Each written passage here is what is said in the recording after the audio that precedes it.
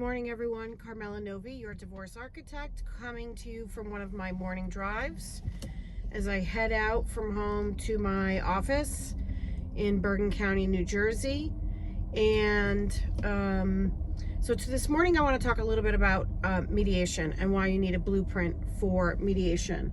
If you are currently not represented by counsel but going through the mediation process, and you feel like you're going in circles or that the process really isn't serving you, that's because you don't have a strategy.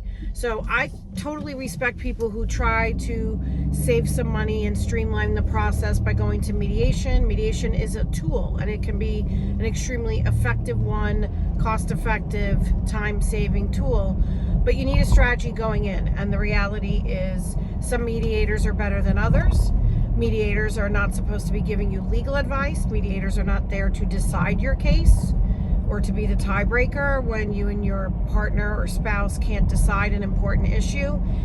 And you really shouldn't be going through this process without a strategy. It's going to impact the next 10 or 20 years of your life, depending on whether you have children involved in your divorce.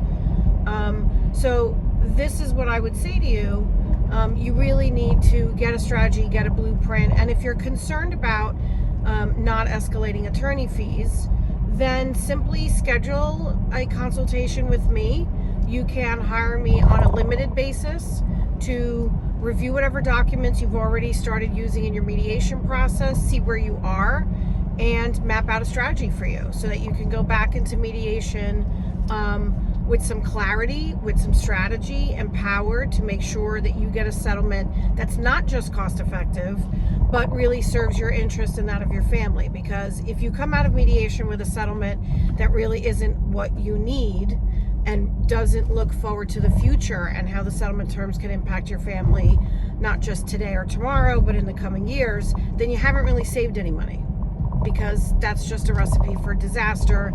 It's a recipe for people going back to court years later and fighting over an agreement that they didn't have representation on, which can be really problematic. So you can still save money, go through the divorce process, hire an attorney to consult with you in the background on a limited basis, and please, please, please, before you sign anything, please hire an attorney to do a review of your agreement just to make sure you haven't forgotten anything, you haven't missed anything, the mediator hasn't missed anything, and that there aren't terms in there that you don't know today will really not serve you and your family well in the future. So this is Carmela Novi, your divorce architect on my morning drive. I hope that's been a helpful tidbit for you today.